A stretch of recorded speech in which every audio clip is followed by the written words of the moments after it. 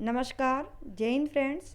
आज के वीडियो में हम जो क्रिया के भेद पढ़ रहे हैं उनमें प्रयोग एवं संरचना के आधार पर दो भेद और बाकी है। उसके बाद हम काल के आधार पर पढ़ेंगे। इससे पहले हमने क्रिया के कर्म के आधार पर भेद पढ़े थे, सकर्मक और अकर्मक। सकर्मक के भी भेद और अकर्मक के भी जो भेद हैं उन्हें हमने अच्छे से जाना था। तो अगर आपने पिछले वीडियो नहीं देखे हैं तो अतिशय अकेडमी पे सर्च करके वीडियो देख सकते हैं। आज का वीडियो हम शुरू कर रहे हैं।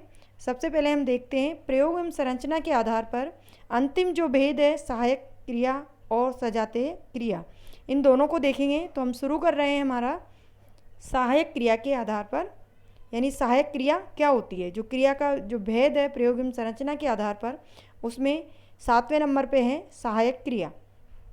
सहायक क्रिया किसे कहते हैं?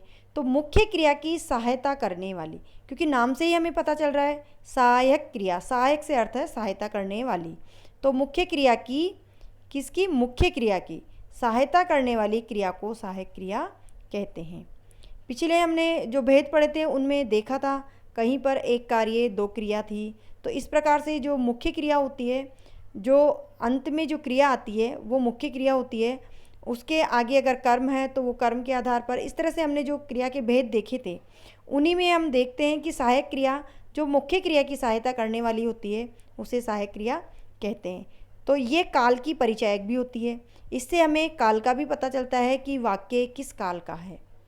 जो सहायक क्रिया होती है मुख्य क्रिया के साथ होती है, वो मुख्य क्रिया की सहायता करने के लिए होती है, और इससे वाक्य में वाक्य किस काल का है ये भी पता चलता है। तो इसे हम देखते हैं और समझते हैं।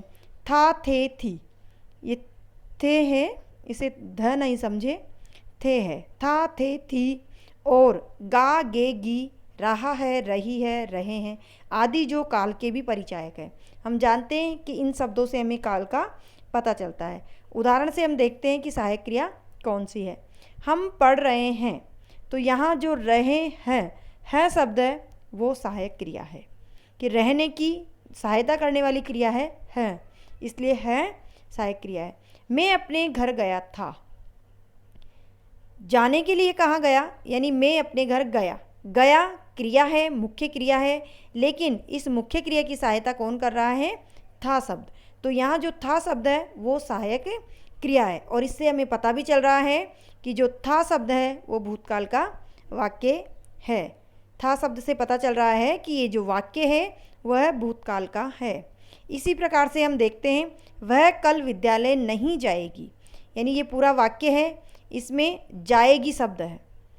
तो जाएगी में जो क्रिया है जाना है, जाना मुख्य क्रिया है, और इस जाना शब्द की सहायता कर रही है गी शब्द।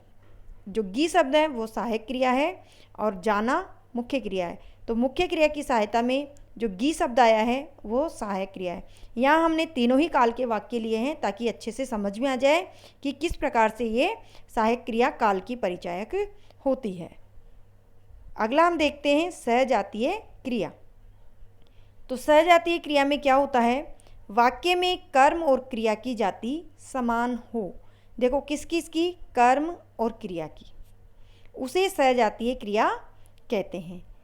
जबकि जो क्रिया होती है वो कर्ता के अनुसार होती है, हम जानते हैं, लेकिन जहाँ कर्म और क्रिया की जाति समान हो, यानी क्रिया कर्म के अनुसार हो और कर्म जिस शब्द से क्रिया बनी है उसी शब्द से कर्म बना हो, या कर्म शब्द से ही क्रिया बनी हो, यानी समान जाति की हो, वहाँ सजातीय क्रिया कहा जाता है, या उसे सजातीय क्रिया कहते हैं। पहचान में हमें क्या देखना है? सजातीय क्रिया में कर्म संज्ञा या सर्वनाम शब्द से नहीं बनती है। जो सजातीय क्रिया है वो कर्म या संज्ञा या सर्वनाम शब्द से नहीं बनती है। जो कर्म बनता है, कर्म शब्द आता है वाक्य में, वो संज्ञा या सर्वनाम शब्द से नहीं बन कर के धातु अथवा क्रिया से बनता है। जैसा कि इसमें कहा गया है सजातीय क्रिया में कर्म संज्ञा या सर्वनाम शब्दों से नहीं बन कर के धातु क्रिया से बनता है। हमने ऊपर भी यही पढ़ा कि कर्म क्रिया की जाति समान हो, कर्म और क्रिया की जाति समान हो, दोनों की जाति समान हो, वह सजातीय क्रिया होती है। वाक्य पढ़कर भी हमें आसानी से समझ में आ जाता है। यानी एक तो होता है कर्ता कर्म क्रिया, वाक्य में तीनों चीज़ें होती है हमें पता होता है, और कर्ता कर्म क्रिया इसमें भी है। लेकिन यहाँ देखना क्या है, जो कर्म है वो क्रिया के अनुसार है, यानी कर्म और क्रिया समान है, जबकि यहाँ कर्ता और कर्म एक जैसा होता है जो साधारण वाक्य होता है उसमें। लेकिन जहाँ सजातीय क्रिया होती है उसमें कर्म और क्रिया एक जाति की होती है। मैंने पढ़ाई पढ़ी, जो वाक्य है पढ़ाई पढ़ी, पढ़ी यहाँ क्रिया है, लेकिन कर्म क्या है, पढ़ाई। दोनों ही पठ धातु से बने हैं। पठ धातु से पढ़ी क्रिया बनी है और कार्य जो किया गया है, जो कर्म है वो क्या किया गया है, पढ़ाई करने का कार्य किया गया है। तो ये धातु के अनुसार ही कर्म बना है, इसलिए कर्म और क्रिया समान होने के कारण यहाँ सजातीय क्रिया है। इसी प्रकार से एवरेस्ट पर चढ़ाई चढ़ी, ये दोनों शब्द समानता रखने वाले होंगे, एक जाति के होंगे, वहाँ सजातीय क्रिया मानी जाएगी। चढ़ी क्रिया है जबकि चढ़ाई कर्म है। इसी प्रकार से चीन ने लड़ाई लड़ी, लड़ी यानी लड़ना है क्रिया शब्द, जबकि लड़ाई शब्द है कर्म। तो हमें वाक्य में यही देखना है कि जो कर्म है और क्रिया है वो एक समान जाति के होंगे, तो वह सजातीय क्रिया कहलाती है। तो ये था हमारे प्रयोग एवं संरचना के आधार पर क्रिया के भेद।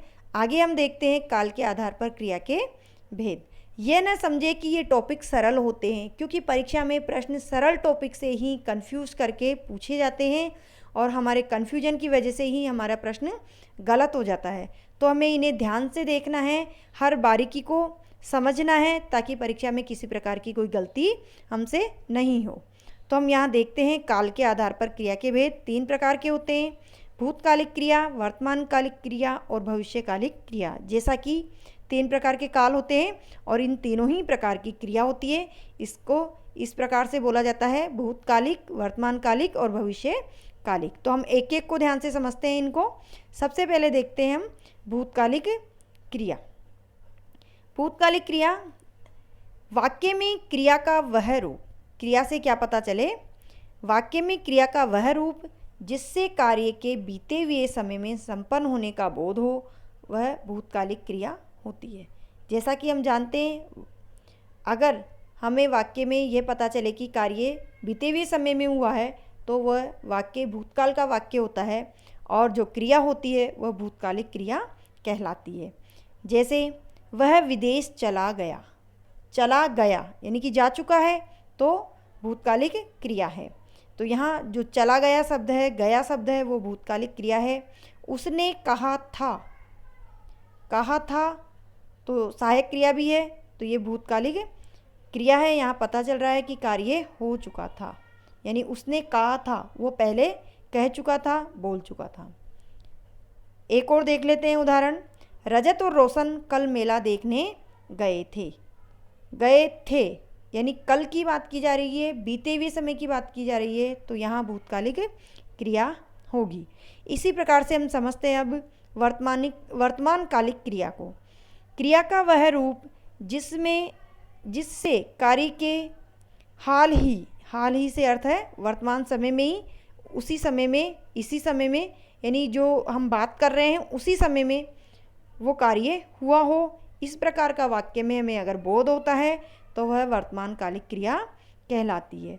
जैसे हम कैरम खेल रहे हैं, रहे हैं शब्द से वर्तमान काल का पता चल रहा है, तो ये वर्तमानकालिक क्रिया है। इसी प्रकार से सीता खाना बना रही है, यानी खाना ना तो बना चुकी है ना बनाएगी, इस प्रकार का शब्द नहीं है, यहाँ शब्द है रही है, अर्थात खाना बना रही है। वह सो रहा है, यहाँ भी वर्तमान काल का ही पता चल रहा है कि वह सो रहा है, तो यह है वर्तमानकालिक क्रिया। इसके बाद देखते हैं भविष्यकालिक क्रिया। तो भविष्यकालिक क्रिया में आने वाले समय में कार्य के होने का बोध होगा। तो क्रिया के जिस रूप से कार्य के आने वाले समय में होने का बोध होता है उसे भविष्यकालिक क्रिया कहते हैं।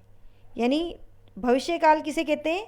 आने वाले समय में होने वाले किसी भी प्रकार के कार्य का पता चले, और क्रिया के जिस रूप से भविष्य में होने वाले कार्य का पता चले उसे भविष्यकालिक क्रिया कहा जाएगा। उदाहरण देखते हैं। हम गर्मी में शिमला घूमने जाएंगे, यानी जाएंगे आने वाले समय में हम क्या करेंगे, कैसे करेंगे, कहाँ जाएंगे, इन सब चीज़ों का अगर पता चलता है तो वो भविष्यकालिक क्रिया है। तो यहाँ जाएंगे शब्द भविष्यकालिक क्रिया है।